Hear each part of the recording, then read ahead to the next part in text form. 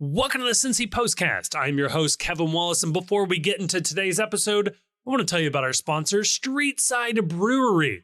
Look, they are located in Columbia, Tusculum, an awesome little neighborhood on the east side of Cincinnati, and Streetside Brewery is just the perfect mixture of local watering hole and modern craft beer brewery. They have 24 beers on tap, and I am very happy to tell you that I have yet to have a bad one yet from these guys. Check them out on Tuesday nights in particular. They do a pint night with limited edition glassware. That gets you $1 off your refills all night on pint nights. They also have a ton of different events. Go check them out on their calendar. There's one on February 22nd in particular you should check out. So check out their calendar on their social media platforms, on their website. Tons and tons of really, really cool stuff there. But as a special note to Postcast listeners, if you mention the Cincy Postcast at the bar, they're going to take $1 off of your beer. It lets you know that we sent you their way and lets them know that it was maybe worthwhile throwing us a couple of bucks to sponsor this podcast. Hey, you can find them at 4003 Eastern Avenue or in the fridge of wherever you are picking up your next beer. Again, a huge thank you to Streetside Brewery for sponsoring the Postcast. And on today's episode, we have a full show for you, a proper two-parter. In part one, it's any number of topics we get into, including preseason results. Boupendza did what in a preseason match? There was also a player signing that did not happen. That player is definitely not with FC Cincinnati unless you actually look at photos of the team. There's some election stealing drama up north, and there are all sorts of weird topics around the league that we can dive into. And then in part two, even weirder questions from our patrons. You put all that together, you got yourselves a postcast.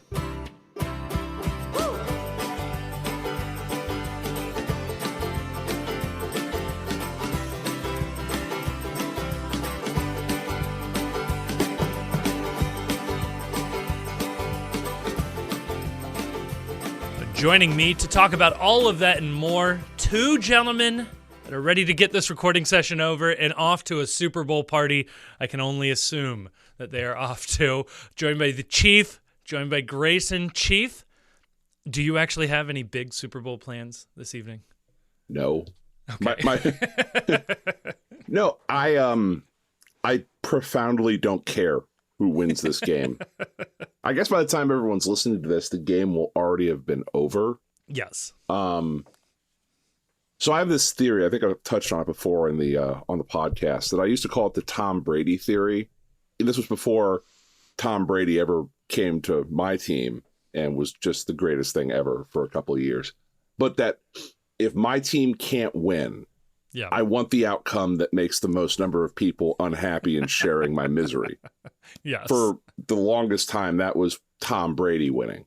So one would think that would be Patrick Mahomes and the Chiefs winning again. But in this case, I find them so profoundly unlikable. Like, it eats at my soul. So I think to myself, the Niners, that's good. Then we'll get an entire offseason of, is Brock Purdy elite? Where the debate is, one side, here are his numbers. Here are like the role players that he has. He's just a point guard, a stat merchant. And then the other side, but he won a Super Bowl. So we're really running the Joe Flacco debate back right here, which sparks joy for me. But then, like, now Taylor Swift has become this political lightning rod for some of the worst people who I don't like. So now I kind of am becoming more okay with the idea of her winning.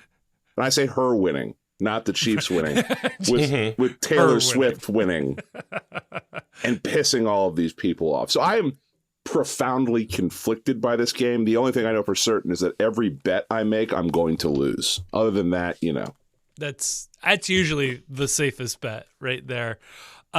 Grayson, Taylor Swift getting, let's say, most of MAGA Republicans to cheer for the woke city of San Francisco. Is this a win for American politics?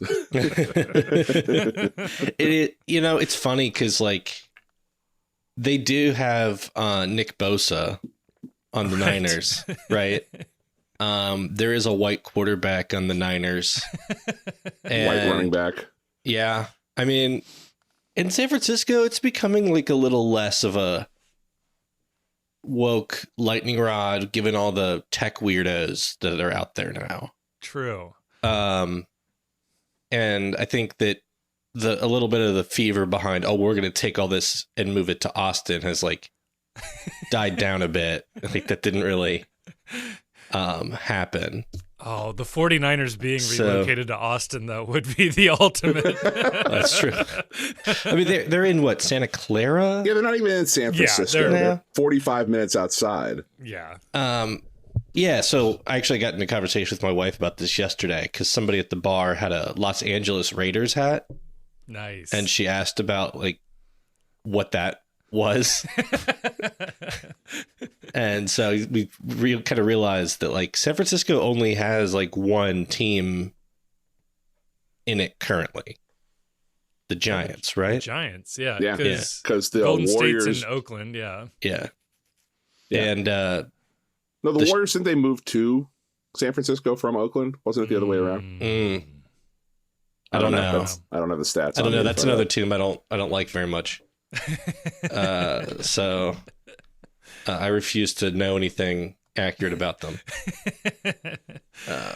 Yeah, I don't. It looks like they are in San Francisco. Okay, I was going to say my NBA knowledge is useless. Because Oakland was the place where everybody left. Like the A's are leaving, the Warriors moved to San Francisco, the the Oakland Raiders became moved the to Vegas. Right. Yeah. At what point in the conversation about like the LA Raiders becoming the Oakland Raiders, becoming the Vegas Raiders, did you have to get into the conversations of, so there was this guy, Al Davis, and all he would do is draft guys that were really fast and couldn't catch? I didn't do that, but I did get into his son taking like a private car, like 4 hours or 6 hours each way to get the worst haircut anybody has ever had. He does have a Lego person haircut, and it brings me joy. It's pretty bad. I did see, though, that the Vegas mayor basically said he does not want the Oakland A's and will do absolutely nothing to help them get a baseball stadium. So this is a man who had a bad first date at Moneyball. You can just I don't know if we'll actually get a Vegas A's. However, if you were looking around MLS at potential relocation teams, you could do a lot worse than San Jose Earthquakes to Vegas. It feels the natural, progression of this league is moving a team out of the Bay Area and into Vegas. So it would be like the most MLS move of all time to be the last professional sports team to go to Vegas. Like after the economy is already saturated with teams and organizations. Looking around confused why nobody is supporting the team. Yeah. Yeah. I mean, now would be the time to go then. Right, because baseball's not going to happen. Baseball's not there, and basketball's not there yet. Yeah, this is kind of the last chance before anybody else shows up. But they didn't get a World Cup venue. I don't think the football stadium there is quite the right dimensions. I remember this coming up in the Gold Cup final or one of those that it's like. It's a little smaller than FIFA would prefer. If Vegas got a World Cup, they would have had to conspire to ensure all the teams that were sent to Vegas also had a corresponding Las Vegas hotel they could stay at. So, like, we'd need the Egyptian team at the Luxor, the Italian team at the Palazzo. We need the French team at Paris, just to offend the ever-living shit out of them about what the Las Vegas version of their culture is. The Italian team at Caesar's Palace. You guys have flown into Vegas, right? Yeah, many times. So there's something I respect about like the big like glass like smoking boxes that have the slots in them, right? Yeah. Because there's something like honest about like you get off the plane, you need to smoke a cigarette. While I'm doing this, I can just, pull a slot handle, but I'm mainly here for smoking, right? Which it's like less depressing to me than like I flew into Reno recently and they just have the slots sitting out. They don't have like the smoking boxes. Yeah. So it's like you just have a gambling addiction, right? Like you get off the plane, you got to pull something. Right. I appreciate the smoking boxes, but I feel like you need one more thing to make it a proper sin bin. Like you come into this little area and you get all of your vices, out of your system before you even get out of the airplane or out of the airport or before you leave Vegas for the final moment. Well, you can take drinks to go now in airports. There you go. Yeah. Just sip on a margarita and smoke. And yeah, that's the flight I don't want to be on, where like somebody is carrying their to-go drink onto the plane. Like this flight is not going to end well. Well, these days, I think you'd be more worried about the people building your plane taking their drinks to go to the factory. I think you know how they have that announcement at the beginning of every flight where they're like, if you brought alcoholic beverages on with you, you can't open them on the flight. Yeah, there should be an airline that lets you do that, and it should be Frontier. Well, didn't Hooters have an airline for a while? Feels like that would have been their vibe. Actively encouraged that you BYOB. Ooh, it would be really funny too. They could just like sell mixers. that's the appeal. Or knowing Frontier or one of those airlines would be like, you can have your own drink, but it has to be poured into one of our cups, and they sell you the cup for $10. I mean, you can booze all you want. You got to buy the $10 cup. Right. A corking fee on your flight. Yeah, that's good. Oh, God. Well, speaking of boozing it up, listening back to last week's episode, which I don't usually do, I realized I did a really poor job of explaining what we are doing on February 22nd at Streetside Brewery. So allow me to correct that here early on in the podcast. Folks, FC Cincinnati's season opener is February 22nd in the CONCACAF Champions League. And it is against a tiny Jamaican team. And that game is going to be broadcast at Streetside Brewery. You can go down to the brewery. They will be playing the game. The kickoff is at 9 o'clock. That's exciting and that's fun. However, come earlier, say 7 o'clock, and the postcast, the podcast you are listening to right now, we're going to do a live show at the brewery from 7:30 to 8:30 before the match. We are expecting a special guest or two. One of them may be a sad mascot, I don't want to make any promises, but there's some options there for you. It should be a great time. The folks at Streetside are excited about this. We're excited about this. Come hang out. We'll do like a Q&A thing. We'll have a couple of things to talk about. It should be a good time. I cannot promise that we will have the ability to record it. So this may be your only chance to hear these words that we say. So I can't promise a Patreon exclusive episode recorded at the brewery or a live version of the show posting later in the week or anything like that. So come hang out, grab a beer with us. We'll watch the game together and hopefully watch FC Cincinnati get off to the season on the right foot. Honestly, if they lose, it'll go down as probably the worst loss in FCC history. So, either we see a good win to start the year or we witness history. So come on out, hang out, and let's get the season started right. Chief, will the Supporters Shield be at the event? We're working to make that happen. Okay. We can't guarantee that, but I like the progress. We are working towards making that happen. Like all things with this podcast, I don't want to. My goal is to under promise, over deliver. Mm-hmm. We fail at that routinely, but in this case, that's where we're going to be landing on this. Yeah, it should be a good time though. Streetside, great beer, great location. Come out, have fun. And if the team loses, I'm going to choose to believe it's our fault for doing this watch party, and we're never going to do one again. Yes, that is true. That'll be history. So this might be your one time. We'll also just see how it goes. Generally, it may be the last time. Just for maybe nobody shows up. That's also issues. Yeah. Yeah, and I mean, look, the like Kevin said, there's be a live Q&A portion, or shoot the shit portion if there's no cues. Mm-hmm. But it probably won't be recorded. So this is your only chance to find out if Alvaro Barreal is coming back to the team, at least until the summer window. This is your only opportunity to ask that question. Because we're going to be the podcast that breaks the news we see in photographs other people are afraid to. That is probably the perfect transition here to dive into our first topic. We do have a lot of FC Cincinnati and MLS sort of topics to touch on here.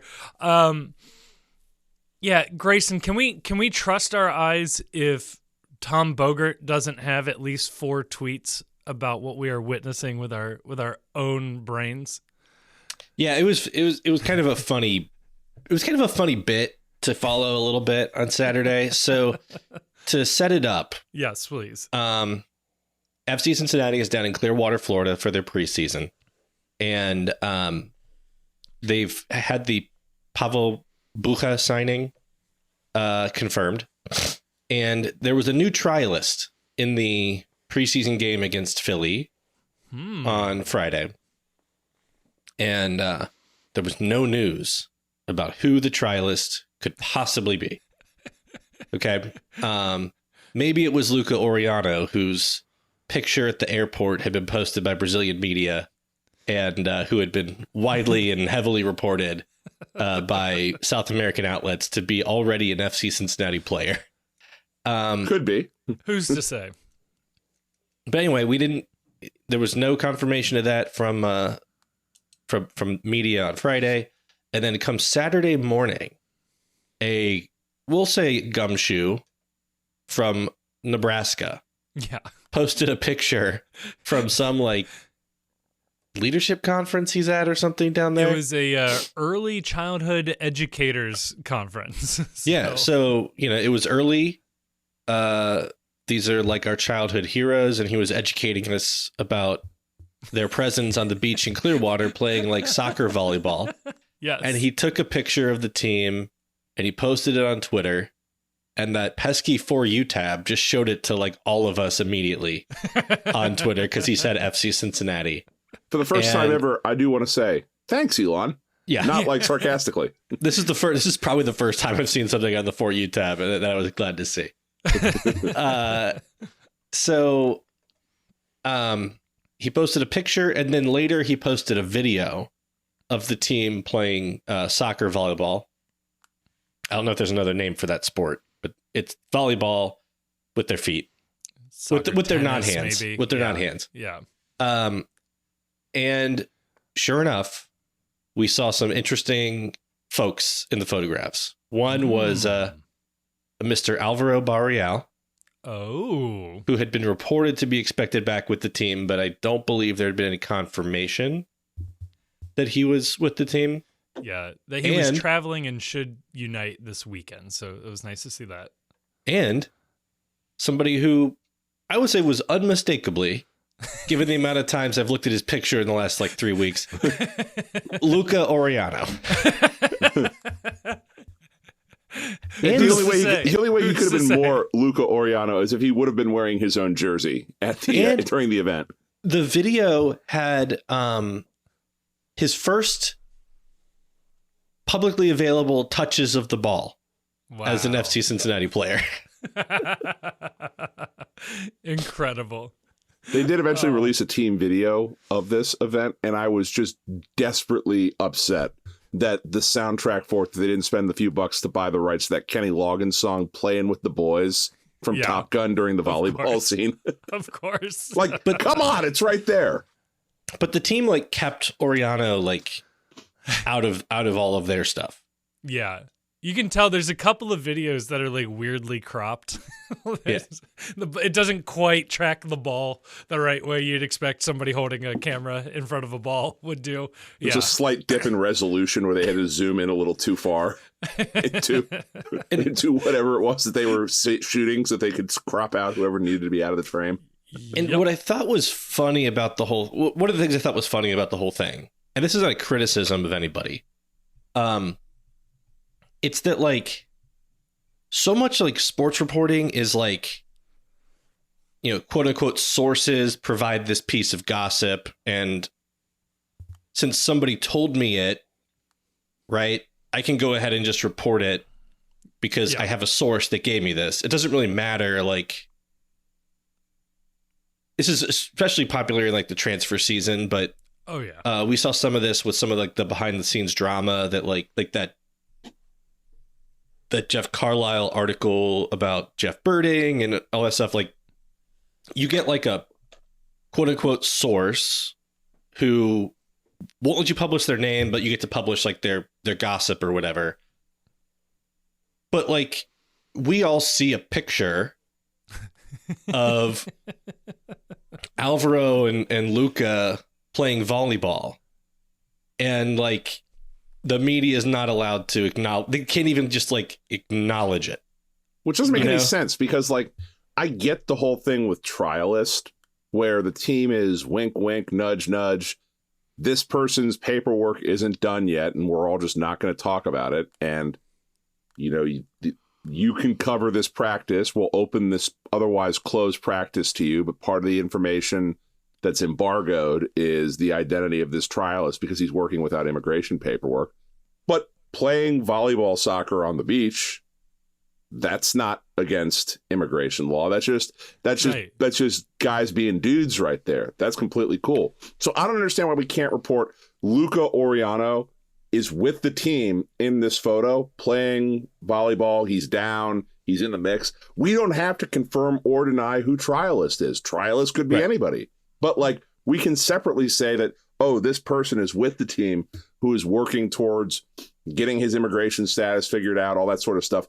One doesn't have to equal, 1 and 1 don't have to equal 2. We can be like 1 and 1. Well, who can say what the answer is right here? We're not confirming the existence of 2. And don't lie to me when I'm seeing the shit like online. Like, it's cool. Right. We can talk about this now. And there's like we saw some of this with the Bucha signing, where it's like there was almost misinformation about him. And like, looking at like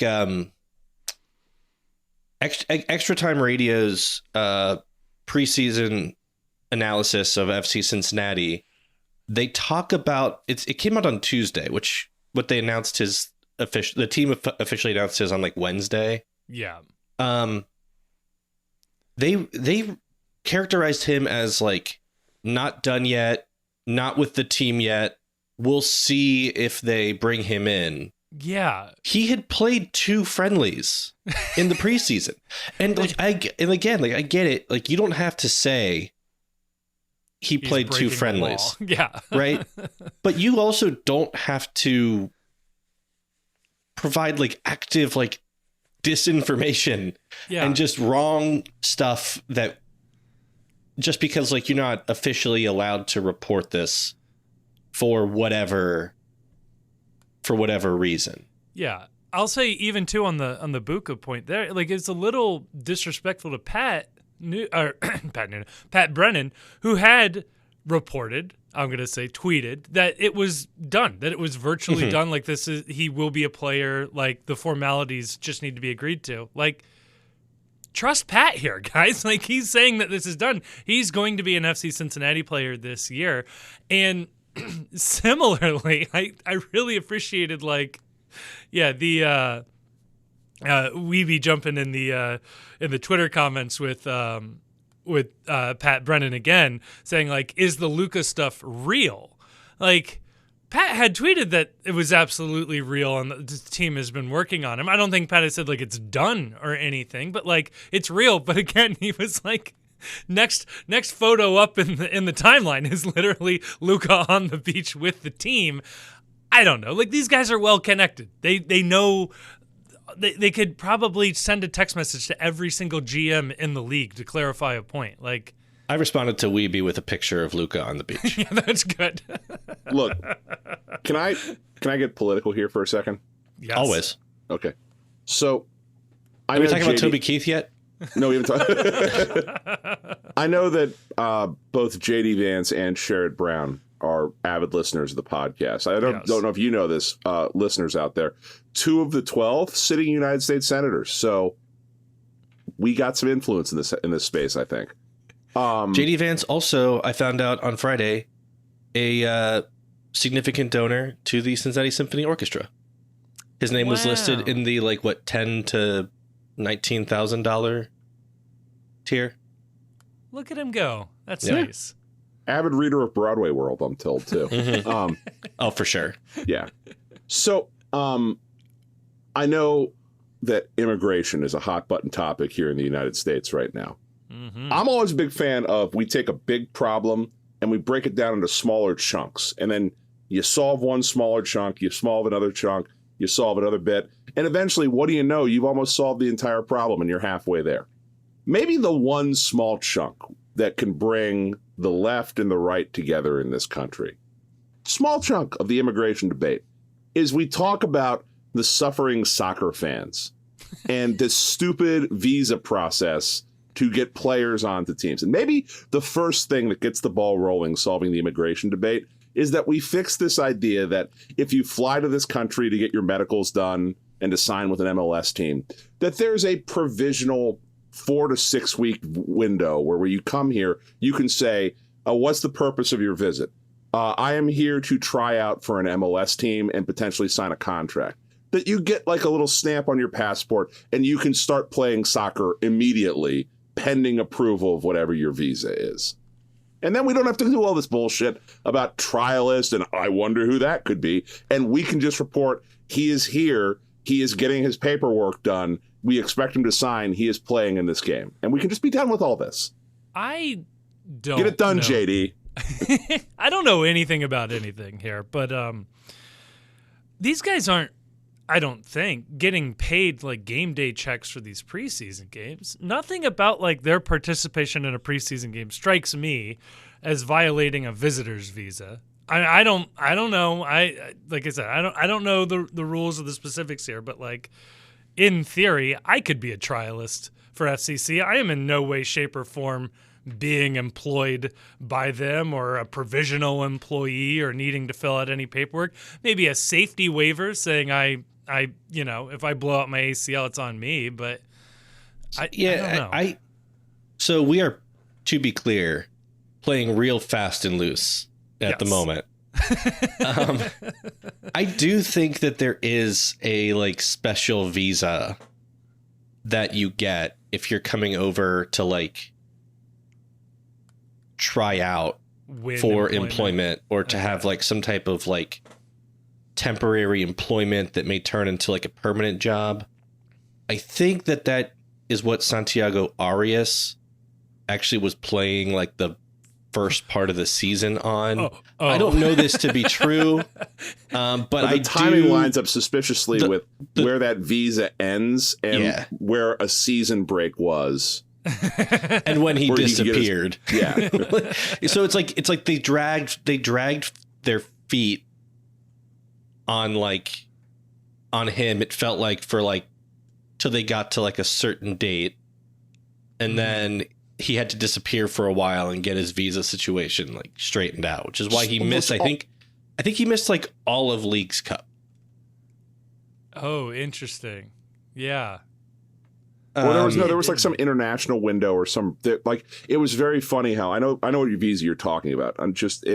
We talked about this last year where the announcement of him actually signing perfectly coincided to when the expiration of this visa would hit an international window where he could leave and go get his paperwork all done. And we surmised that, he was here way, way too long, stretching the definition of what it means to be, seeking employment for something when he had found the fucking employment. Was a crucial member of the team at that point. I'm just saying, fix this. It's international soccer. It should be so much less cloak and dagger to, who is this? Like, this guy is a professional soccer player. They are paying what we have heard rumor would be close to a $3 million transfer fee on this.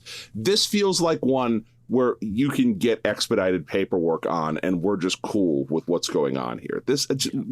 Make this portion of immigration law make sense. So there is a thing called a B1 visa.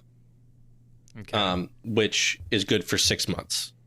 And according to this immigration law firm website, once you're officially offered a position, you have to apply for a P1 visa, which does track with like what we I think looked up like a year ago when we were trying to sort through this stuff. Like, look, we're not immigration lawyers. We are just irresponsibly playing fast and loose with speculation about how this stuff works. I mean, but if the money's right, I will be an election lawyer for Soccer SG politics. I will do that.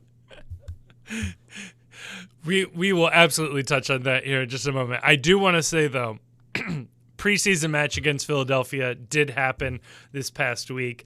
I don't want to read too much into a preseason result. However, I will read everything into this preseason result, which is FC Cincinnati went down. Was it 3-0 quickly to start the game, and eventually came back to win 4-3 in 90 minutes. They did play another 45-minute. I think it was 75 minutes. Was it? Okay. I think. Oh, weird. So if you read if you followed the Carter's live blog or Carter's recap, I think the starters played 75 minutes. I think they played 45 and then 30. And then there was an extra 45-minute that was like all like reserve players.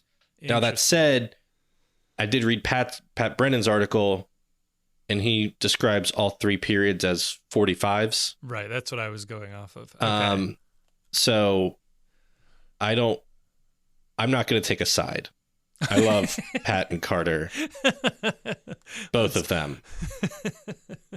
Let's compromise and say it was an 80-minute period.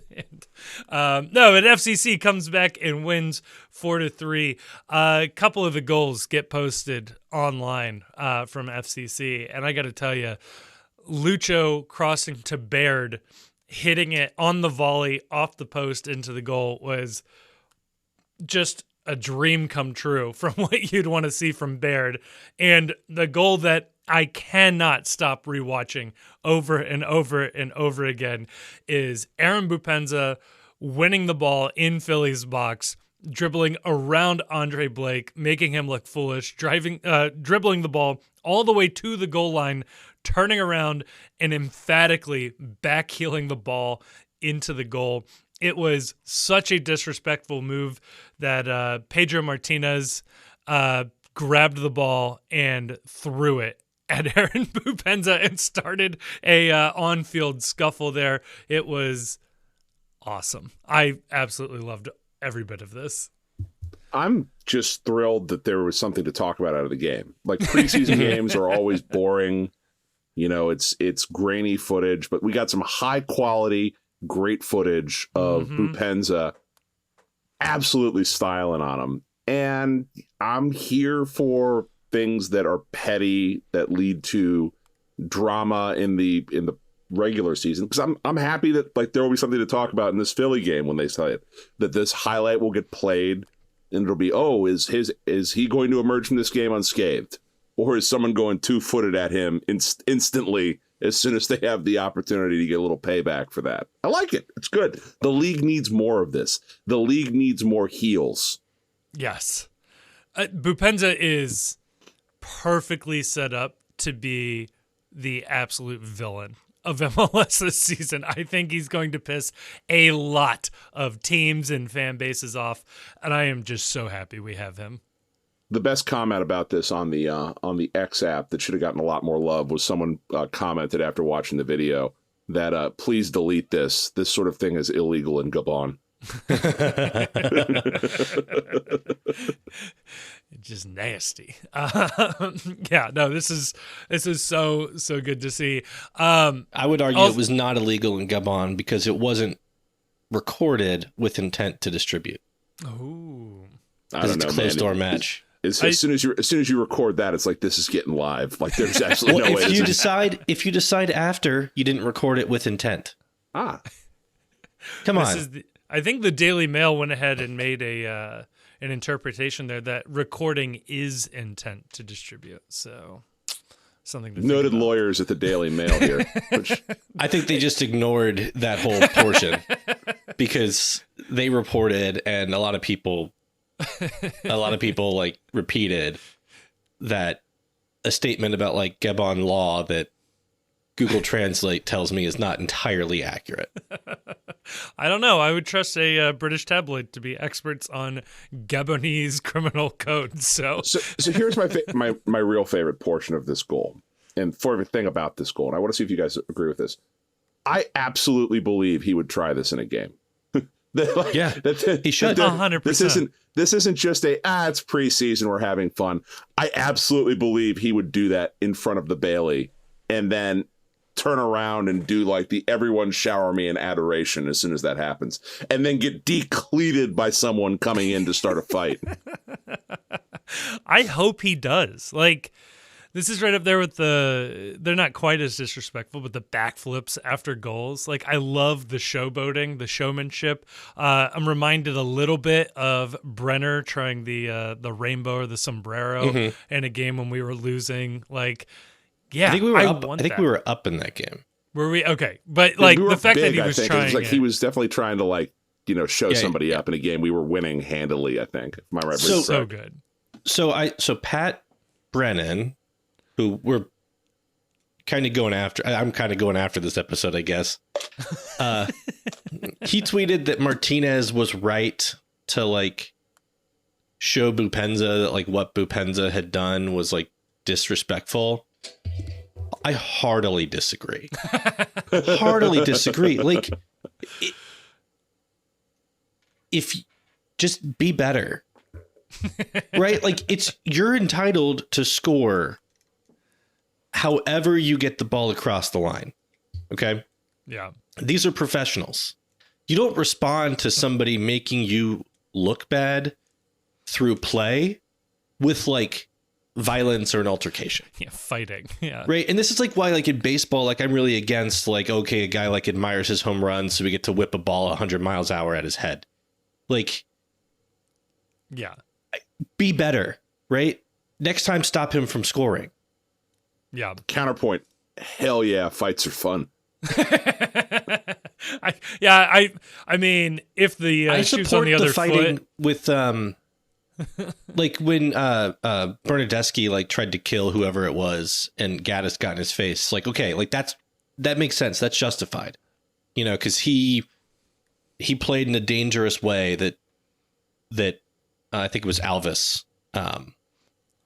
He potentially could have hurt Alvis. So you get up in his face and you tell him. Yeah. But a guy styles on you. You're a pro, man. Don't let that happen. Don't get if you're Andre Blake, don't get dribbled.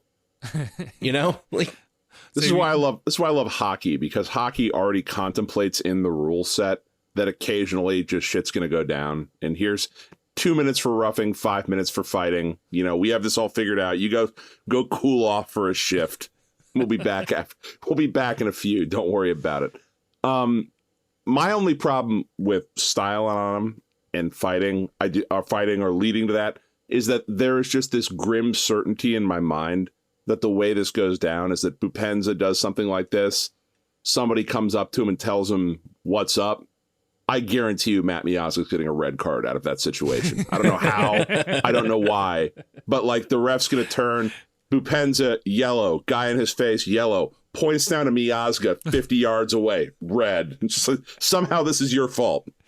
Yeah, and MLSsoccer.com has to put card other because they have no idea what the hell the referee was doing. Yeah, Grace, I was going to say, you're getting dangerously close to just outlawing Matt Miazga's game with your take. So, no, Matt Miazga, he doesn't like, yeah, he plays dirty, but he does not play dirty. False. Matt Miazga plays exactly the way Matt Miazga needs to. He plays a mental game. He plays aggressive while the game is going on. Yeah. Like when the game is over, well, depending on who in the referees union you talk to, he's a pretty chill guy. Fine, upstanding member of our community.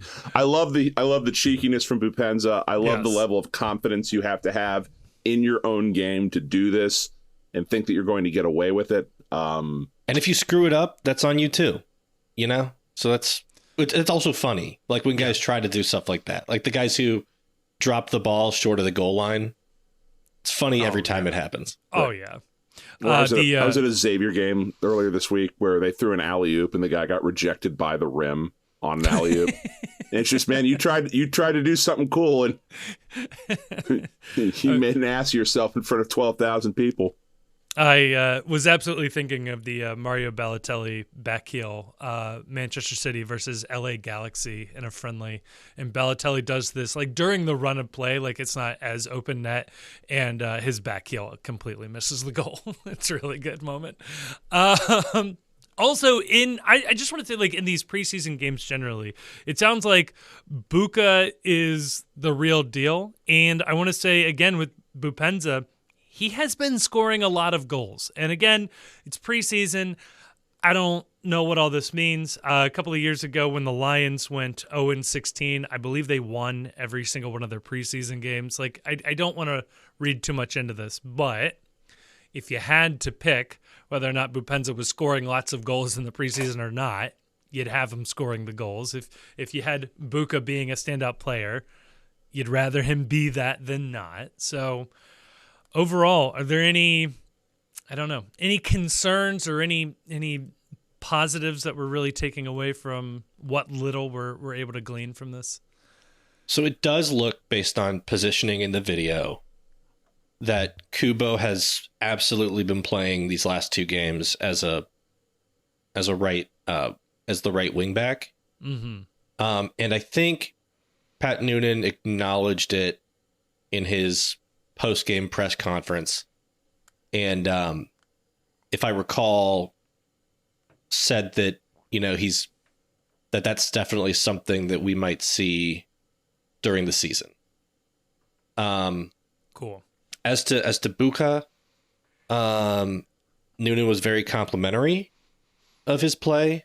In Carter's recap, Carter says he was involved in the build-up of all four goals, and had a couple of moments that, you know, almost pulled off something kind of special. I'll read. I'll flat out say it. I talked to someone, you know, hey, hashtag sources. I talked to someone who said that Buka has been not only just impressive, but that has blown people away down in Florida with how good and how quickly he is integrated into what this team is doing. And that's backed, like, you know how trust but verify, that's backed up by quite literally everyone who has had an official thing to say on the record about Buka has all been universally positive. I think there is a very real chance that they found a gem with this guy, or at the very least, someone who fits exactly what they need or exactly what they're asking him to do on this roster. Yeah, and, you know, go back and I think a couple episodes ago when this rumor first, when he was first rumored with the team, I looked at a lot of, I signed up for a Y Scout trial and looked at a lot of Buka tape, and, you know, was really impressed at how complete of a player he seemed, in that, like, he had highlights doing like any kind of action you would want your box to box midfielder to be able to do, you know? Yeah. And I think, you know, one of the moments that Carter described, you know, where it sounds like, it says he corralled a loose ball, stepped into open space, and fired a shot on the net. You know, it sounds like he was engaged in some kind of like high pressing action there, you know, and that's something that you see him do a bit in his Pilsen tape, where he's even occasionally been like at the top of their press. And one of the things he's statistically done really well is winning the ball in, you know, the opponent's half and the opponent's third,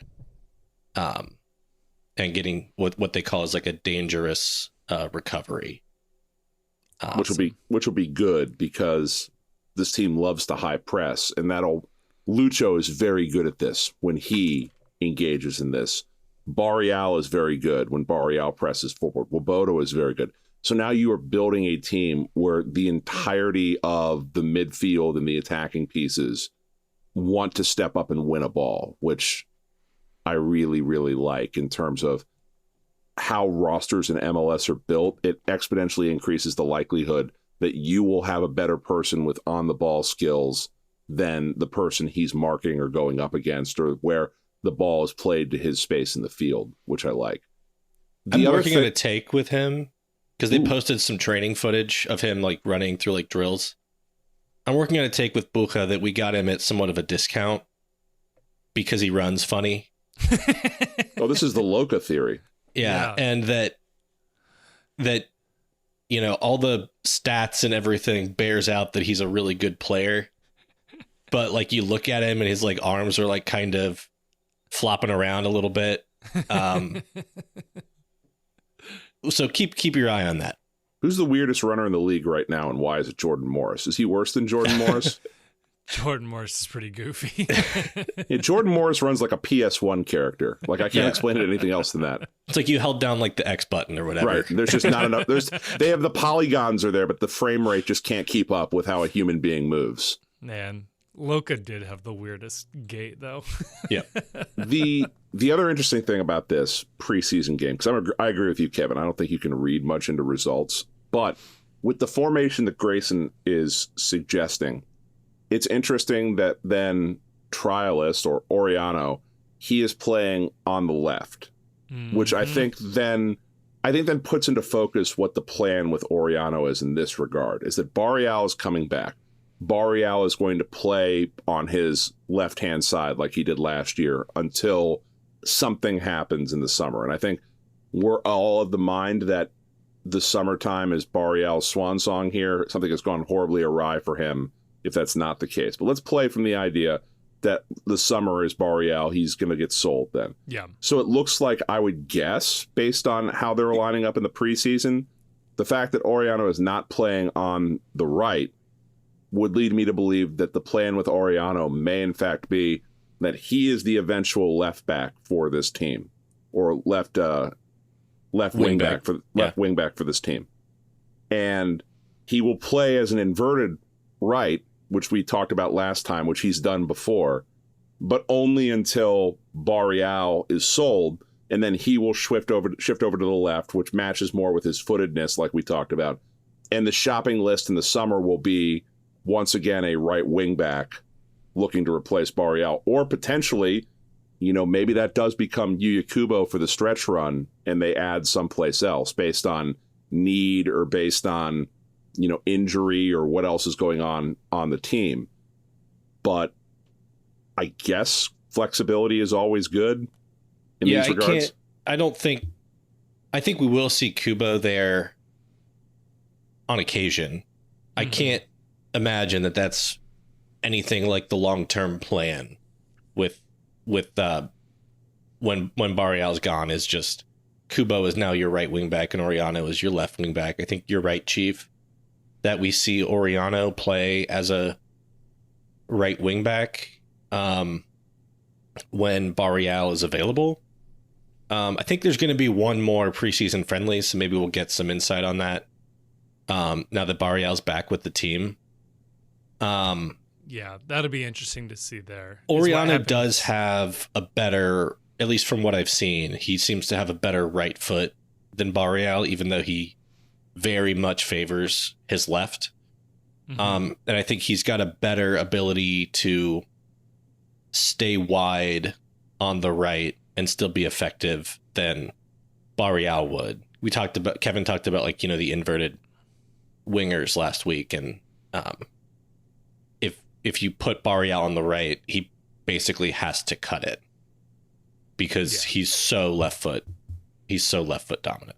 And I don't think we would do that to Barreal just because he's looking for a move, and to do something like that would be kind of, you want to talk about, like, it's all indications are he's got a positive attitude and he's reported back to the team, and it's not like he's sitting out pouting over what happened. I think then doubling down and asking him to do something that doesn't favor his skill set, that's where you get into the idea of, I just missed my transfer to Europe. and now you're going to put me in a position where the film I'm putting out may not be as good as it would be if I'm doing what I'm good at. So I think that is where, if you were to make a decision like that as a manager or as a team, that's where you risk, I think, losing the player to a certain extent. Yeah. You know who did put Barrial on the right side? Yapstam. Just something to think about there. Yuya Kubo, right wing back, I think is notable. One, yet another position we get to say Yuya Kubo will have potentially going into the season. But two, I'm going to say, won the job over Alvis Powell, who I think for just about everybody was the assumed backup potentially starting right wing back. So I do think it's interesting that Kubo is getting the run out there and not Powell. And Kubo did get an assist on Boupendza's second goal. Acosta made a really nice pass over the top to Kubo making a run, and it was Kubo was able to play a ball straight across the goal mouth, and Boupendza finished it. So good. I mean, if this is what gets like weirdly Kubo more involved in the attack, like this could be really, really fun. Well, in some games where we might have to see Kubo at right wing back or some other variations, U.S. Open Cup is where we might see that. It sounds like, despite what the Cup.us has been saying on Twitter all along, that this is very much not a closed question. MLS's participation in the U.S. Open Cup. It does sound like USSF is willing to compromise in some way, shape, or form with MLS. Some of the compromises that have been floated out there would be CONCACAF Champions League participants would have the ability to opt out of the Open Cup. In that case, that would include FC Cincinnati. Another option would be giving MLS teams the option of letting their MLS Next Pro team represent them in the tournament. It's not clear if they would then get the same seeding or if that MLS Next Pro team would come in with the USL teams or NISA teams or whatever else, or if they would get in with the MLS teams. Or the other option, and the one that I think is way more interesting, is expanding MLS rosters to allow MLS Next Pro players to be registered to the MLS team to participate in the Open Cup. And I know, Grayson, we talked a little bit about this on the Discord. Could you maybe just explain why, in my mind, and I think for a lot of people's mind, that is the simplest option, but why is that not exactly the simplest option here? Well, I don't know really whether it's the simplest option or not, but there's a couple of considerations. Yeah. Okay. Like right now, MLS Next Pro teams are what's known as quote unquote affiliate clubs under the MLS roster rules. And you can take a player on an affiliate club and sign them to up to 4 short-term loan agreements for a maximum of 4 days each. And they can play in up to 2 league games or an unlimited number of non-league games, which would include U.S. Open Cup games. But obviously, quote unquote, unlimited, it can only be whatever you can play in your 4 short-term loans of 4 days each. Yeah. So, and Open Cup games are never within 4 days of each other. So yeah. Right. But like, honestly, like you could right now take I think you could get with the 4 short-term loans, you could sign like your whole Next Pro team to short-term loans and get you to, if they keep winning somehow, get you to like the quarterfinal or semifinal, depending on when your MLS team enters the cup. And at that point in time, like teams are going to want to use their main players anyway, because you're pretty close to a trophy. Yeah. So if you wanted to just use the short-term loans, that could get you pretty far and pretty close to having basically your next pro team playing in US Open Cup. Yeah. Now on expanding the roster. Yeah. So US Open Cup actually doesn't have any roster rules. It's just whatever rules apply within your league. That's cool with the Open Cup.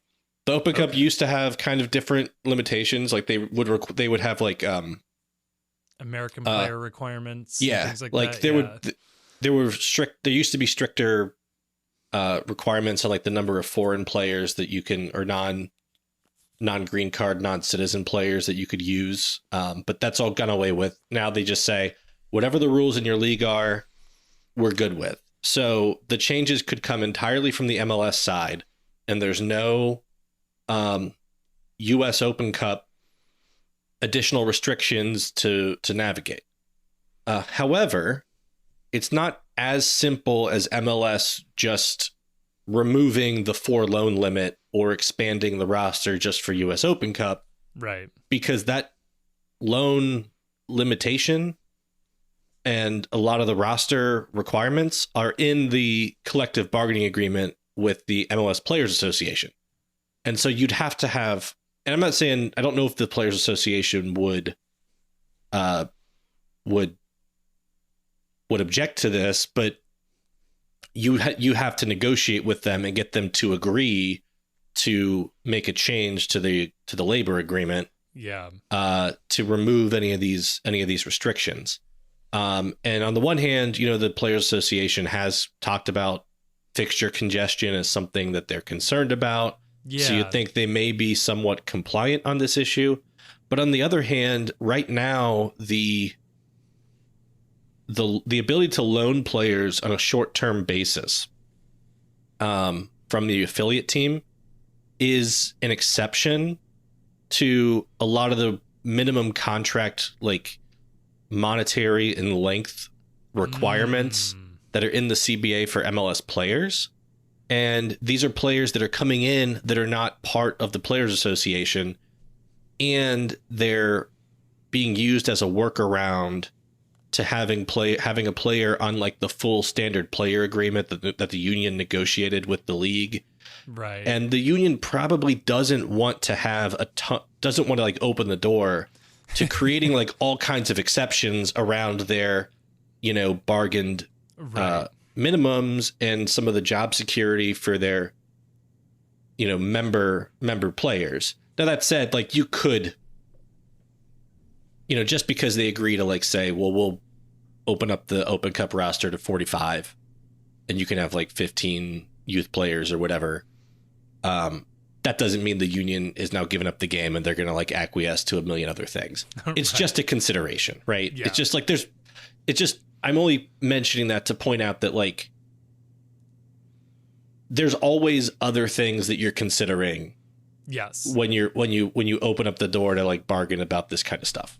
Yeah, you don't want to just suddenly be giving away all of your union jobs to non-union guys. Like that would be sort of the fear there. I do think it's interesting too. MLS Player Association leadership, like Bob Foose and things like that, or folks like that, have certainly been like way more in agreement with MLS in terms of fixture congestion and kind of throwing like cold water on the Open Cup as a competition.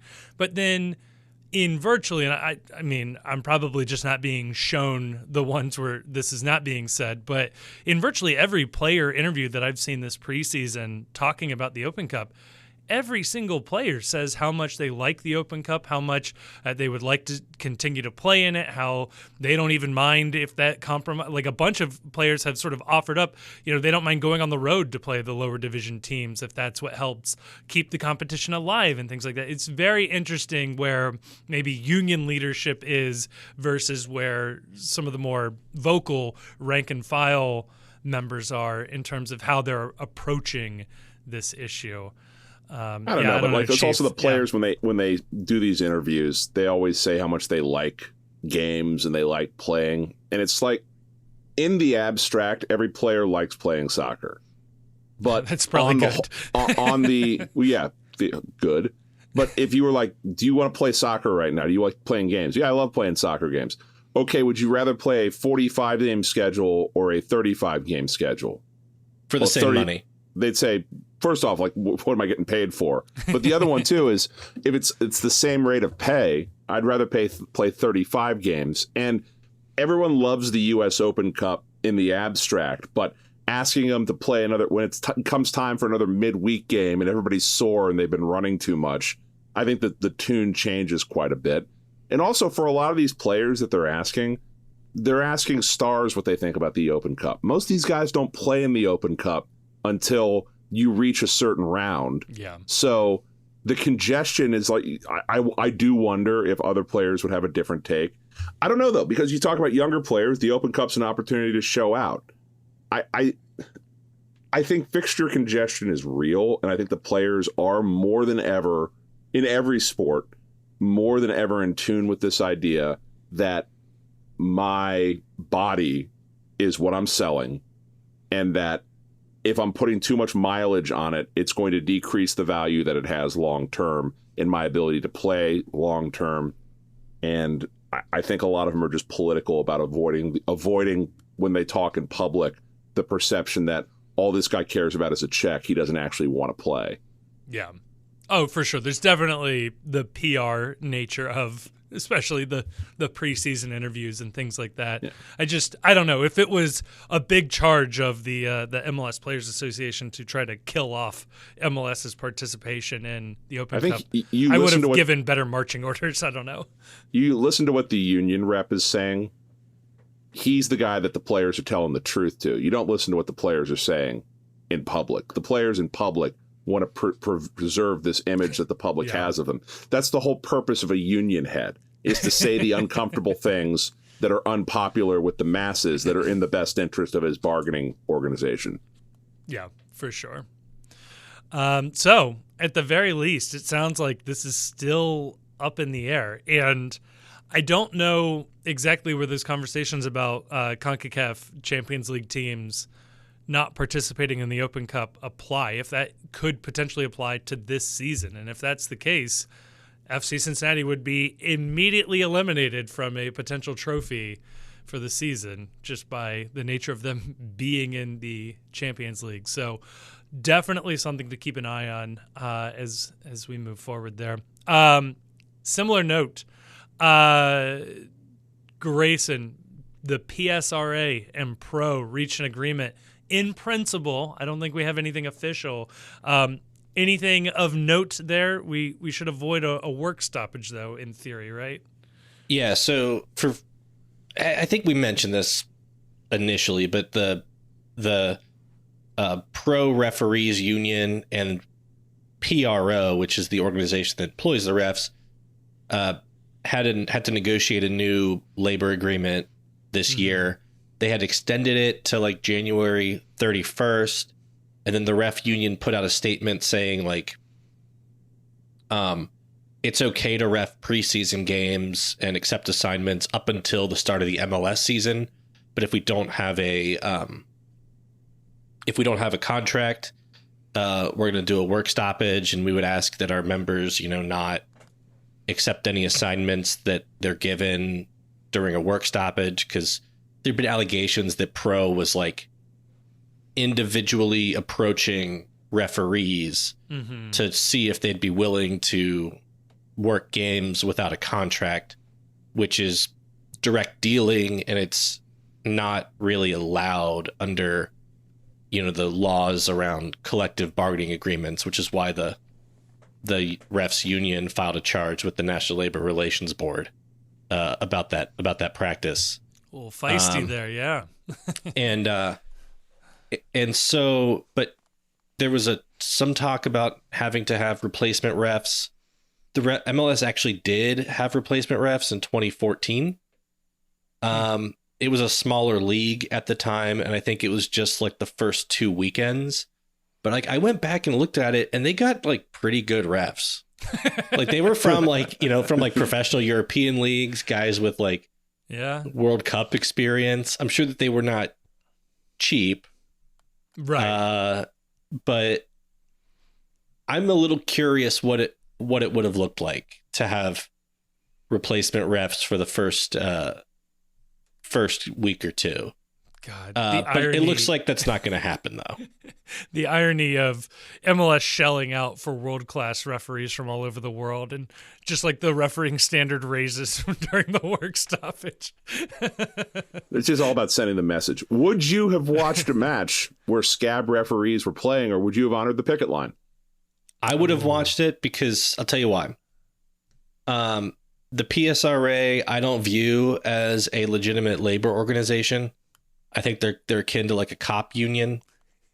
And when Matt Miazga had his situation, right? Mm-hmm. The PSRA is who made it public initially, and the PSRA was making demands of the league about how Matt Miazga should be punished.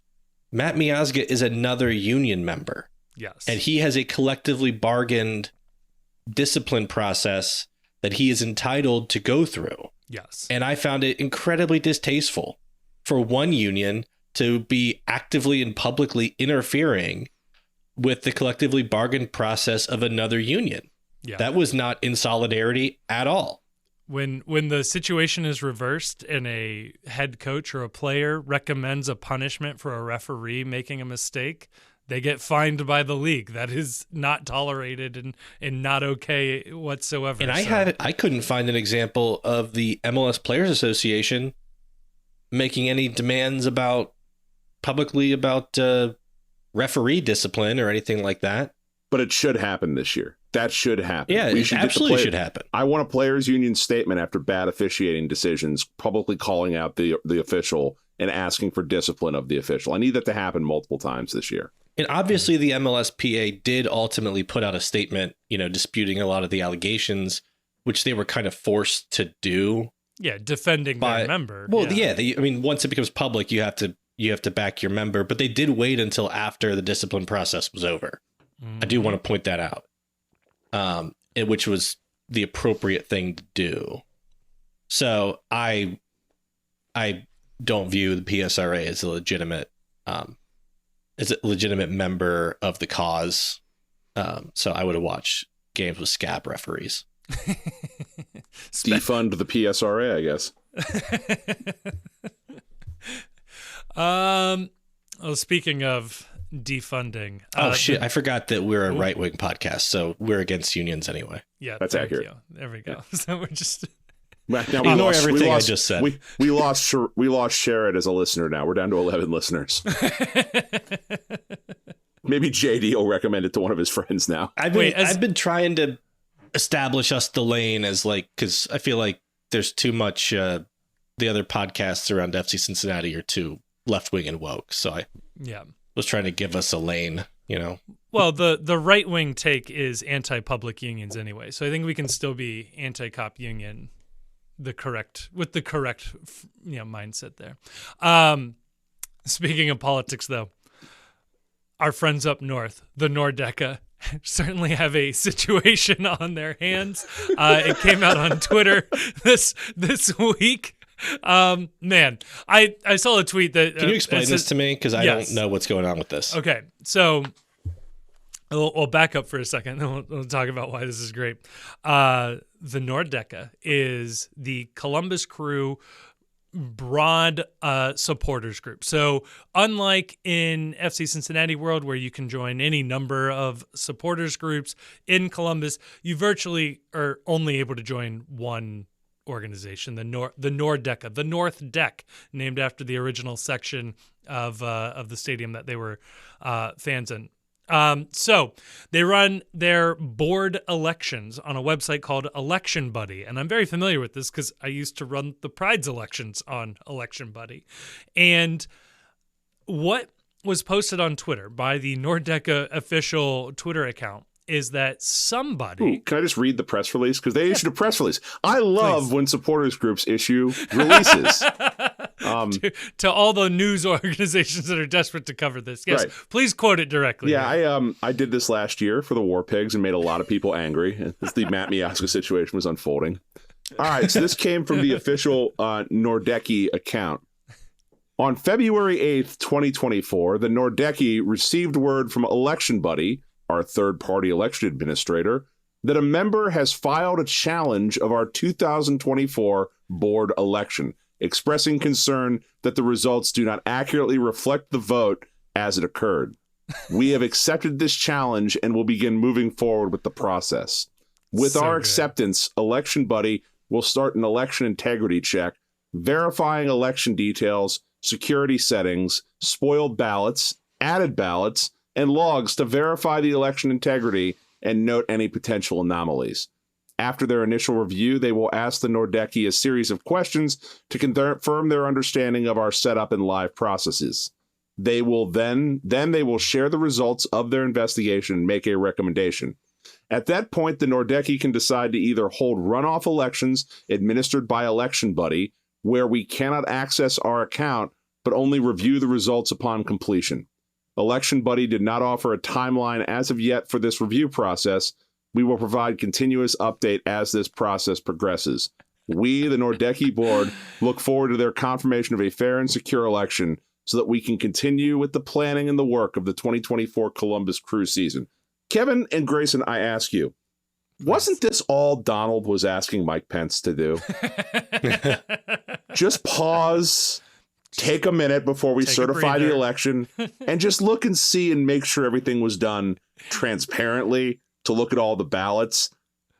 What I loved about this in particular is it came out a little bit later that in order to go through all of this, it is $400 that the Nordecki will have to cough up in order to do this full review. So good. This is look. I've started this before. There's somebody on Twitter that mentioned this. I just got to say The charge of the Eurosnob is that MLS has no storylines, and I can't think of a better storyline in the preseason than some supporters group election fraud drama, a Stop the Steal SG edition. This is as good as it gets, baby. I want to direct my comments now to the Patriot who stood up to say no more to this election theft in the Nordecki. The one unnamed member who complained to challenge the results. One man standing up to a machine is always tough. We've seen this throughout history. But I want to applaud you for sticking to your values and understanding that the rights of democracy are inherent to all of us. And when you believe your vote has been stolen, you have a duty and an obligation to stop the steal. And I want everyone to remember that what they are doing in Columbus is they are just attempting to stop the steal. And to the Nordecki board, how dare you think you could get away with this? How dare you? They say, injustice anywhere is injustice everywhere. Yes, man. I really liked Auxilia 1 had a great one, which is Parks and Rec. But instead, we follow an American soccer SG's tepid political infighting as it becomes a miniature Banana Republic, 2 seasons, 16 episodes called Safe Standing. I love it. I would watch the shit out of this.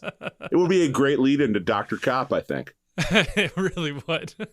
I could see this being good, but not as like an actual show, as like a web series that's got like 5 to 10 minute episodes. Yeah. Like how like High Maintenance started.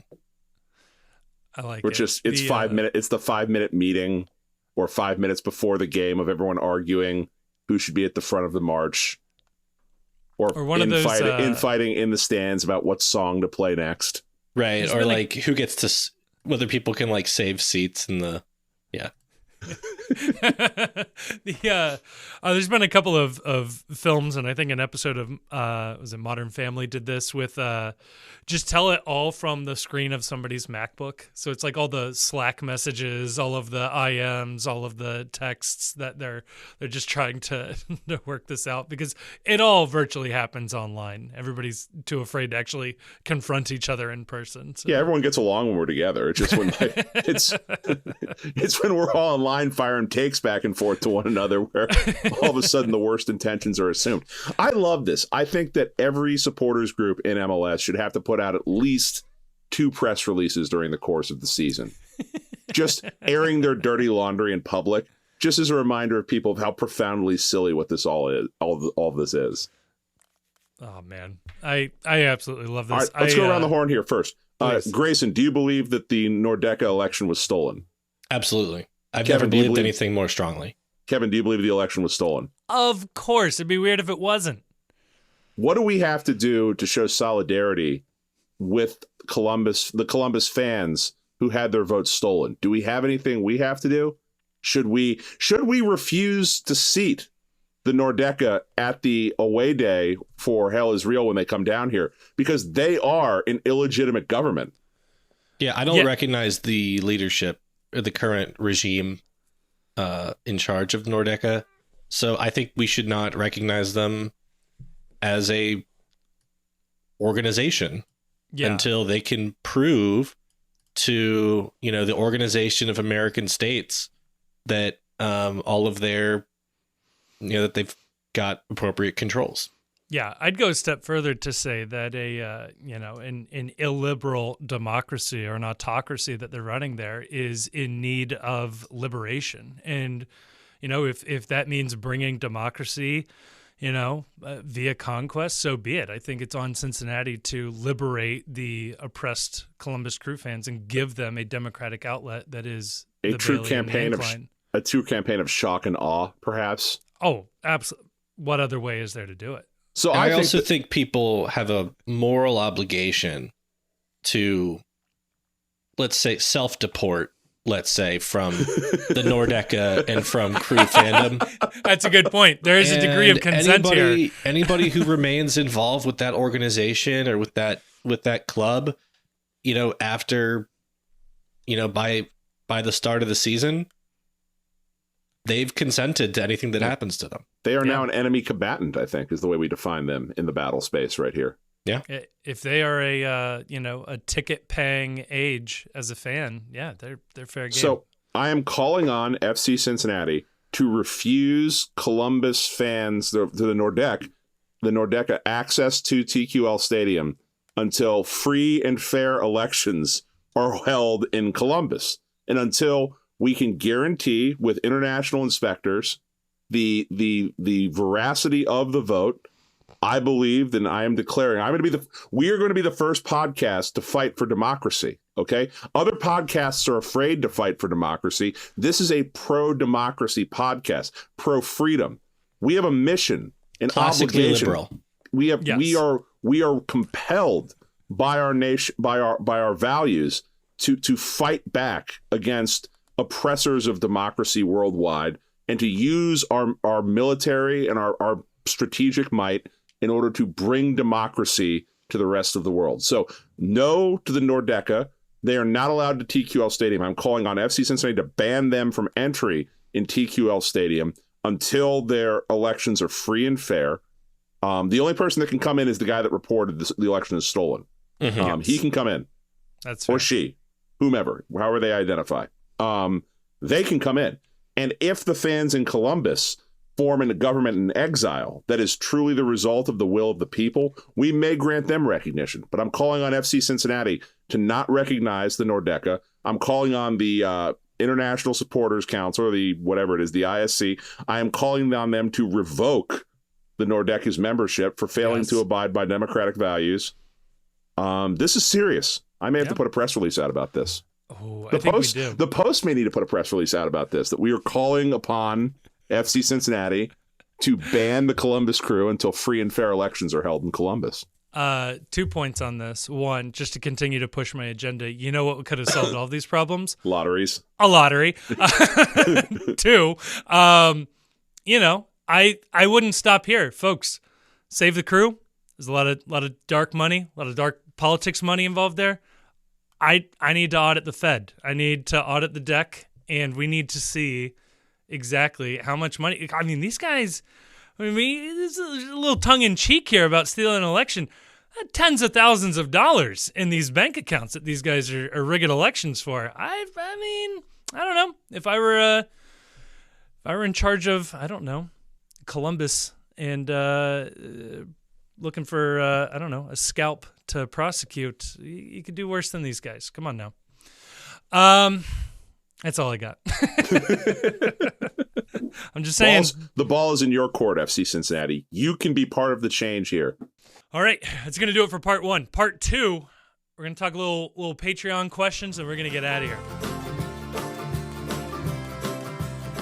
And before we head on over to part 2, I want to tell you about our sponsor, Cincy Shirts. And I got to be honest with you, if you've never heard of Cincy Shirts, I don't believe you. Look, they are the best when it comes to FC Cincinnati gear. They are the best when it comes to Cincinnati sports gear as well. They have an amazing selection online and in their 2 stores, one in Hyde Park, the other in Fort Mitchell. They do amazing stuff. They can also print on demand, by the way. Go check out their stock. And when you do, if you use the code ThePostCincy, all one word, all caps, they knock 10% off your order, and we kind of get to take credit for sending you over there, right? I think we can all agree that's fine. Just let them think that we are how you learned about them. They also have MLSPA licensed gear. Support the Players Union and FC Cincinnati players with that one. And as I said, they have print on demand in their location. So if they don't have your size in stock online, go to a store. They'll print it for you. Huge thanks to Cincy Shirts for being sponsors of the Postcast. Our longest running sponsor as well. Amazing, amazing guys. Happy to be working with them. Check them out again. Cincy Shirts, link in description. Use the code ThePostCincy. Get 10% off your entire order. Doesn't even have to be FCC gear, and you'd be doing a lot for the show. So thank you so much to Cincy Shirts, and thank you for using the code. All right, we are back, and we have your questions to answer, folks. You can ask us a question on the Patreon. That's right. For $2, we will answer your questions. I should say you can ask a question. We will probably answer your question. Who's to say? The only thing Patreon gets you is the ability to ask the question. We've said this before. We are not required. We are not promising to answer your question. And I will say, we have a post up there, January 31st. Please submit your questions. A lot fewer questions asked than folks giving us money. So you are leaving, your rights as a patron on the table if you're not asking us a question here. So let's dive into this. Chief, I figure I'd start with you. Tom Baden asks, why? Why? Why not? Damn. That's a good answer.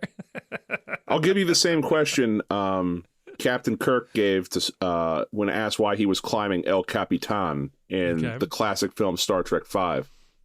Because it's there. Hell yeah.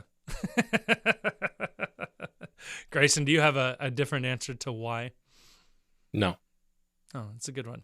Why does God need a starship? I do have an answer, actually. Ooh. I do not owe anybody an explanation. First question, how dare you? Yeah, I reject the question. I think why is the wrong question. I think. Well, congratulations, you do well in modern media. Yeah, why is the wrong question? The first of the W's that get thrown out for breaking news. Out of here. Who? What? When? That's fine. Why? Yeah. No, that's for you. No context. To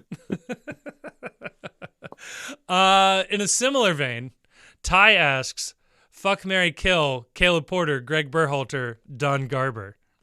Who wants to grab this one first? Oh, man. Pass. To me, this is easy. All right, so you fuck Caleb Porter.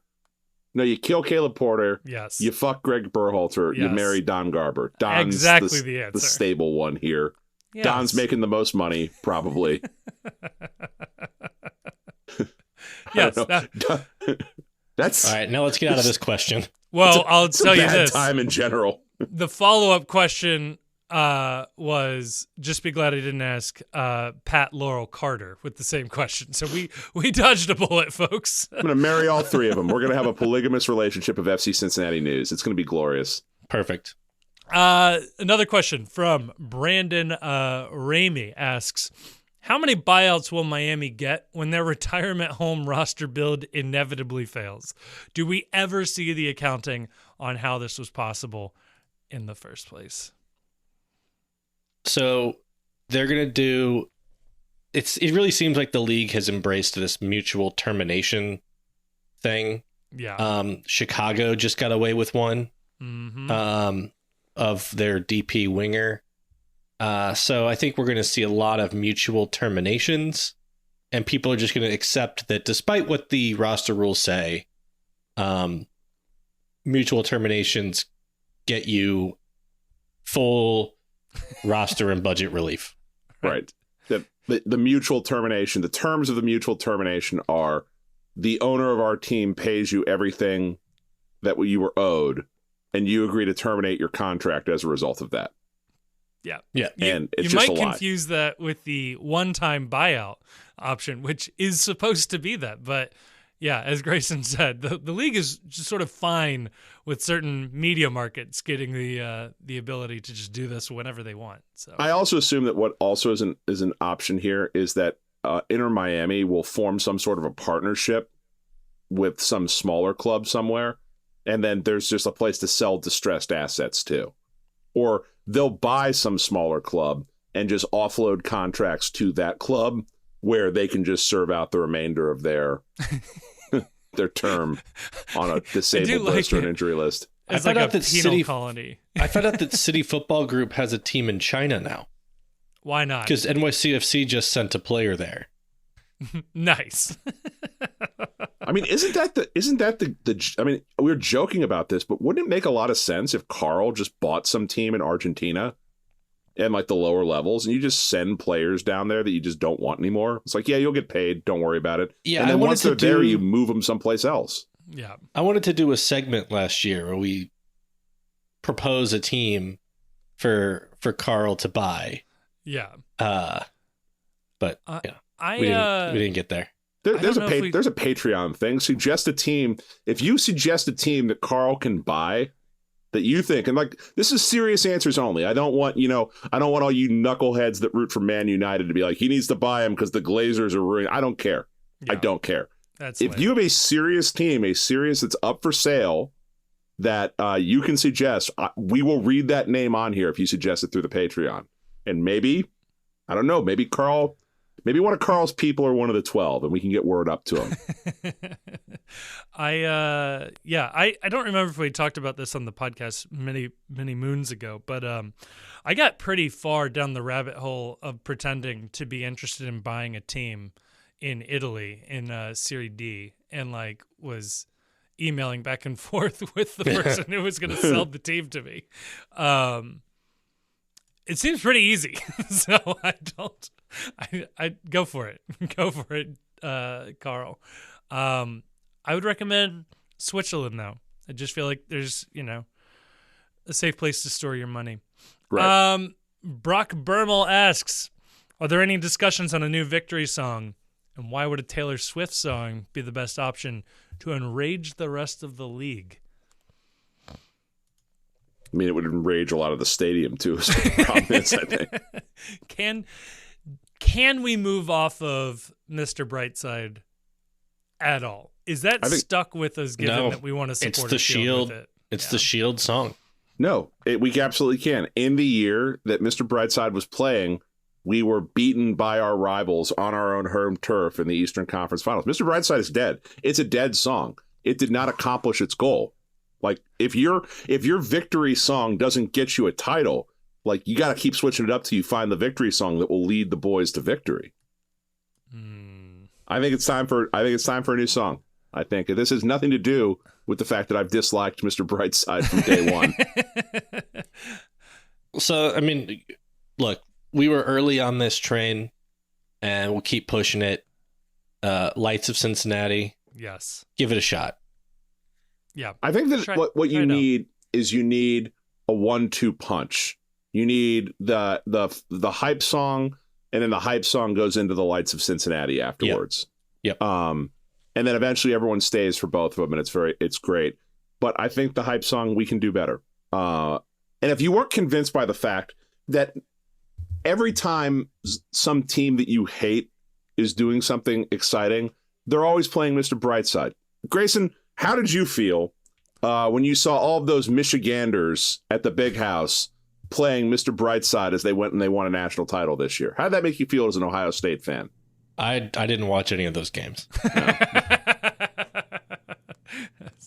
It's a good mental health move. Yeah. I was in Grand Tetons for the Ohio State Michigan game this year, so I didn't watch it. Well, they love Mr. Brightside, and that I knew we were going to lose. So knowing that fact alone should make you hate this song. Yeah, the problem with Mr. Brightside is everybody can come up with a better one. XR Brightside. So yeah, okay. The problem with Mr. Brightside though is that everybody can think of a better one. The problem is everybody can't agree on a better one. I do think that you shouldn't be allowed to say we need to stop playing Mr. Brightside without simultaneously making your suggestion. Like you have to put your cards on the table, right? You have to say we need to move on from Mr. Brightside and we need to play Should Have Been a Cowboy by Toby Keith. Yes. Fast Car, Tracy Chapman. I don't know. It's hot in the streets right now. Everybody loves a fast car. Yeah, Kate Bush was super hot last year. Why not? Let's just keep running them back. Lean into whatever the song of the moment is right here. Killing in the Name of Rage Against the Machine. Yeah, that's great. Now we're getting we're right. Oh wait, that was Paul Ryan's favorite band, so we're still good. We're still good with our politics. Mm-hmm. Some people say that actually it's punk rock to be conservative now. That's the new anti-establishment. I think the Ramones were the first ones there, but I'll agree with the idea. Ian Rexroad asks, you are temporarily Don Garber, and you have time to make a single rule change or decision for MLS. Do you take it serious and try to improve things, or do you go for the lulz? Then he adds the caveat here, hurry up, he might be temporarily you, which I think is a very fun wrinkle in this whole endeavor. And honestly, I think I'd trust Don Garber to manage my life better than me, so I might just coast for a little bit and see what I come back to. Honestly, with my new job responsibilities, I think Don is more qualified to do my job than I am right now. I think the play here is just lay low for a year. I'll do the running up style penalty kicks. Yeah, that's a good one. Fully embrace it. I would add a new type of... I wouldn't eliminate GAM and TAM. I would add a third type just to make things more complicated. But I would... I would spend my entire year inventing this new form of AM and have ChatGPT just write the most odd, strange set of circumstances for where it can and cannot be used. Yeah. Like this new type of CAM, chief allocation money, can only be used on players with 4 vowels in their last name, except if they are signed on the third Tuesday in the week immediately preceding the start of just wacky shit like that. Or if you want to use this player this money on a non-conforming player, you and the player must go to league headquarters and both roll a 20-sided die. And if you both roll over a 17, you can use this money on his contract as well. I got one. Ooh, right. Please. Here's my new. So we invent just another kind of TAM that we also call TAM. And it's transfer allocation money. Okay. So this is like a pot of money you can use just to get transfer fees off your budget, but it has to also be TAM. Yes. So every there's 2 single kinds article of TAM. written about it. It's so confusing. Tammy 1 and Tammy 2. That's exactly it. I think I would implement not pro rel, just rel. So every year we kick a team, the worst team, out of the league permanently, and after 30 years we have the final champion. I guess it'd be 29 years because you'd have 1 year with just one team in it. You'd have, after 29 years, you'd have the ultimate champion of Major League Soccer. And that's it. And then the league is done. And we all move on to a different sport. But for 30 years, 29 years, it'd be a lot of fun. I would implement Pro Rel, but with no limit to the Pro or the Rel. So that the team that wins MLS this year moves into a higher tier. Just keep moving up and down no matter what. But then what happens is, because they're the only team in that league, they win that and they move on to a higher level. And so it's like they can never be chasing them. No, it's like an AI where like the first AI to become sentient will automatically like be better than all AIs for the rest of time because it's got a head start and you can never make up that. It's just the Columbus Crew they've ascended to a higher plane and they keep ascending. And no one can ever catch up to them. They can never play soccer again because they will forever be the only team in their league. I do love that. They would permanently get a Champions League spot and, the best seating in the Open Cup. So they could just sort of perpetuate their dominance forever this way. I do really like this. You end up with every team in its own league. That's exactly it. But no, then it's like a logic trap because they also finish last as well. Ooh. So they all end up promoted and relegated all at the same time every time. You need a supercomputer to sort out where exactly everybody is. I do like the idea too, if you're Don Garber for a day, that we joked about this last year, but I really think it would be electric, where you don't reveal the playoff format until decision day. Yes, like you seal it in an envelope on day one, and then on the morning before decision day or the day before, you pull the envelope out and it has the playoff conditions so that no team goes into decision day knowing if it's actually safe or not. I love that. I absolutely love that. Yeah. Yeah, like the first 6 are in, and then it's the next 2 teams with the best goal differential. Or it's like the first 6 are in, and then the 2 remaining teams are the teams that are the highest scoring teams on decision day. Where it doesn't matter. Yes. It doesn't matter goal differential. If you win 99 to 98, congratulations. You score. Your number is 99. You may. You're in. Just don't play a keeper. Just all goals all the time. Well, there you go. Well, thank you so much to the patrons who have submitted their questions. Please submit more. Very embarrassing. We're gonna run out. So there's a lot more of you that have yet to ask a question. Ask a question, please, so we can talk about it on the postcast. But until then, Chief.